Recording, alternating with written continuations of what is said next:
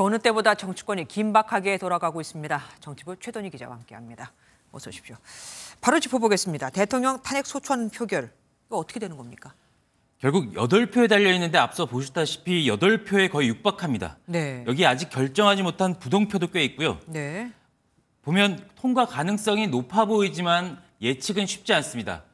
여론에 따라 앞으로 더 늘어날 수도 있고 반대로 표결 직전에 입장이 바뀔 수도 있기 때문입니다.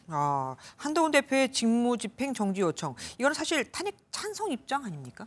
표면적으로는 그렇게 보이는데요. 네. 탄핵안이 가결되면 대통령 직무가 즉각 정지되기 때문에 한 대표의 직무집행 정지 요청은 결국 탄핵안 찬성 메시지라는 겁니다.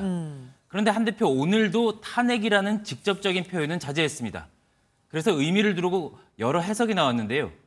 직무집행정지가 결국 탄핵 찬성 입장 아니냐고 친한계 인사들에게 확인해 봤더니 꼭 그렇게만은 볼 수는 없다며 확대 해석을 경계했습니다. 그럼 결국 책임 회피 아닙니까? 어쨌든 한 대표 오늘도 표현이 다소 계속해서 모호했습니다. 네, 그렇습니다. 당대표로서 이미 결정한 당론을 하루 만에 뒤집는 거에 대한 정치적 부담이 적지 않았을 걸로 보입니다. 또 다른 한편으론 대통령의 상황인식과 사안의 중대성을 고려할 때 탄핵을 반대할 수 있는 명분을 찾기 어려웠을 거란 해석도 있습니다. 네. 결국 개인 의원들에게 결정을 맡겼는데요.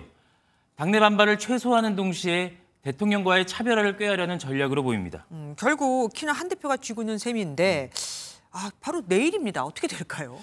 키는 쥐고 있는데 속내는 좀 복잡해 보입니다. 바로 박근혜 탄핵 트라우마 때문인데요. 야권이 주도하는 탄핵안에 동조하면 보수 진영이 와해되고 결국 이재명 대표 대권 가도를 도와주는 꼴이 된다는 우려가 많습니다. 국내인 관계자는 8년 전에 128석, 현재는 108석.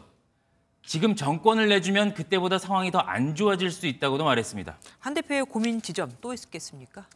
만약 내일 탄핵안이 국회를 통과해 헌재에서 인용이 되면 60일 이내에 조기 대선을 치러야 하는 점도 부담입니다.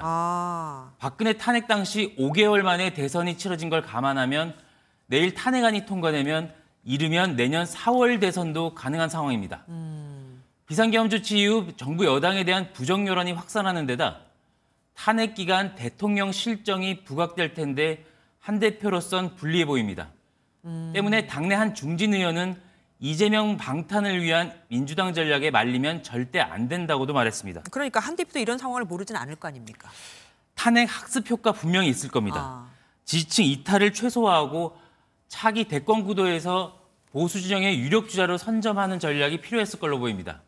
무엇보다 탄핵의 초점이 김건희 여사에서 대통령으로 옮겨지면서 당내 핵심 세력인 친윤의 입지가 흔들리고 있다는 점도 한 대표의 결단을 앞당겼을 거란 분석도 있습니다. 네. 중립 성향의 한 의원은 친한계가 본격적으로 세력화할 수 있게 됐다며 당내 분위기를 전하기도 했습니다. 여기에 이재명 대표의 사법 리스크가 여전히 변수로 작용하면서 중도 유권자들의 일부 이탈표도 기대할 수 있는 상황입니다. 네, 여기까지 듣겠습니다. 최돈희 기자 수고하셨습니다.